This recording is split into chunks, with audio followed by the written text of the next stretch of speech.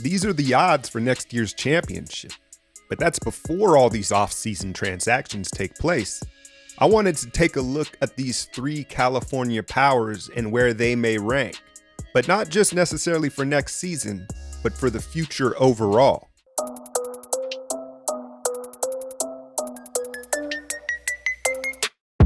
The Los Angeles Clippers. Starting with the stars, Kawhi and PG are right in the middle of their primes, at least on paper. But let's face it, neither of them have been durable. Kawhi's load management and Paul George has had surgeries all over his body.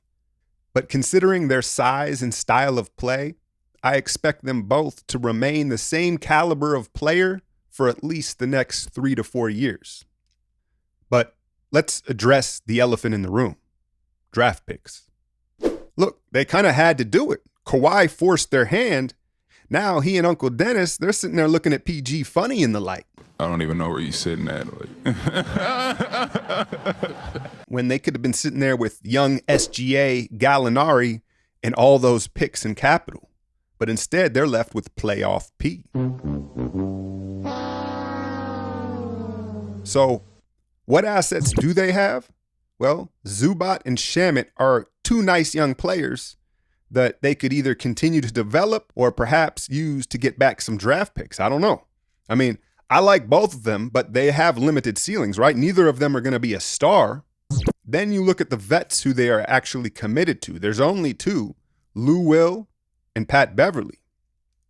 Very nice role players, right? You know, I mean, maybe it's a stretch to call Lou Will a role player, right? But the problem is when you look at their age, both these guys at their size, history says they're both about to drastically fall off really soon. I promise we tried. We didn't roll over. So that brings me to free agents. If you ask me, I bring back Morris if it's at a fair price, and I let the rest walk. Yeah, that means Trez. Look, I understand he had issues going into the bubble. He wasn't in the greatest shape, but ultimately, to me, it kind of is what it is. He's an undersized big who relies on effort, and when the playoffs start, that effort gap is closed by the rest of the league, and then you saw what happened to him defensively. He's not a rim protector. He's just flat out not a defender. So I'd use that money to either go get Rondo or some sort of legit rim protection. That's just me, though. Now, you could argue they come back next year hungry, humbled, and with more cohesion under Ty Lue. Some might argue, hey, they're the favorites. That's fine. I'll listen. They may have the best chance next season, depending on how they fill out the rest of their roster. But they still ultimately have the smallest opportunity or window to get it done. In fact, if they don't come out of the West this season, you could argue that window slams shut. Kawhi and Paul George are back on the open market, and they could be left high and dry with no future assets and viewed as the same old Clippers. And that's where it gets interesting, right? They could somehow pivot this offseason and bring in young talent. There's been rumors of shopping Paul George to Brooklyn's, a package of Dinwiddie and LeVert, which would make them younger and obviously deeper. But look, if I had to guess, I think Ballmer and company, they're going to double down on the win now moves. Look for them to try to poach a Rondo and or a Dwight Howard from the Lakers, understanding they're in too deep. The moment they decided to give up essentially all their draft capital, there was no going back. There is no planning for the future because everything for them rests in the present. The Warriors. Let's start with the Splash Brothers. Klay coming off an ACL and Steph headed into his mid-30s. Some would say it's the beginning of the end. But look at the history of elite shooters. Ray Allen, Reggie Miller, both highly effective into their late 30s. You say, well, those guys were bigger than Steph. They had the size to age. Okay, let me present to you Steve Nash, who won his back-to-back MVPs at the same age Steph is now. And face it, both their games, they're not reliant on athleticism. The gravity isn't going anywhere. Oh yeah, and they just got over a year to recharge their battery. So I think these two, just like Paul George and Kawhi, are going to be who they are for at least another 3 or 4 years. Now, Draymond is a different story. Obviously, he doesn't have the shooting to help him age. He's undersized for his position, so he doesn't have the size to fall back on. Pause. Warriors fans, am I concerning you yet? Let me go a little further. Draymond was a pioneer, right? The versatile, undersized hybrid big. So, in turn, what that did was he and the Warriors experienced the benefit of what you would call first mover's advantage. When a service or product gains a competitive advantage by being the first to market with a product or service. But what always happens is the competition attempts to capitalize on that success by not just copying the product or service, but improving upon it. Look around the league now. There are a lot of guys that play the Draymond position, but with a lot better physical tools than Draymond. Look, to me, if Draymond can't somehow find a way to become a competent three-point shooter, his 30s are going to eventually relegate him to becoming a role player. But here's the thing. With this weird gap year that the Warriors just experienced, they find themselves with something the other teams just don't have. Young assets and draft picks. Draymond may no longer be an all-star in today's league. Andrew Wiggins might be. James Wiseman might be. But I get it. It's just potential right now. But that's still something that both the LA teams just don't have.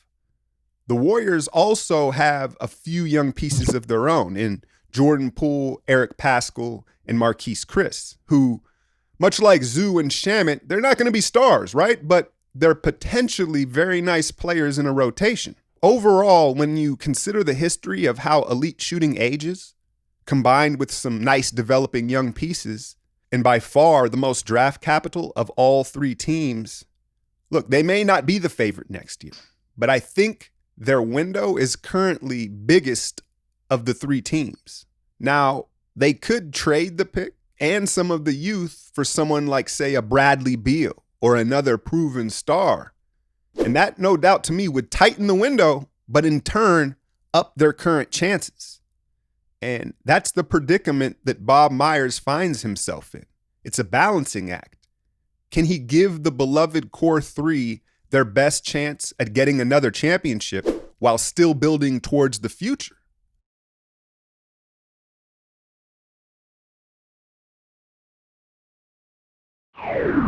Let's move to the Los Angeles Lakers, the reigning champs. First off, let's assume AD signs long-term. So boom, they have the youngest superstar of the three teams locked in. And then obviously you've got LeBron, who at 35, 36, look, despite what ESPN will tell you, we saw real signs of him slowing down. And that's not to say he won't be highly effective these next few years, but I think the days of him being the best player in the league, they're over. The Lakers, they have some money and some flexibility, but like most LeBron-led teams, they don't have very many young assets. Kuz and Caruso are really the two young players that they could use in a trade to maybe get back a true third option, but I wouldn't hold my breath as far as their value goes around the league. I think the more interesting thing is, what do they do with all those free agents? Let's assume they prioritize KCP and Rondo. Like I said before, I think you're going to see the Clippers try to poach maybe several of their players and probably one of their bigs, whether that be Dwight or JaVale. This probably should go without saying. I think every team and contender is going to at least make the call to the Wizards on Bradley Beal. The Warriors, the Clippers, the Lakers, all of them. They're going to go see if they could get him somehow, some way.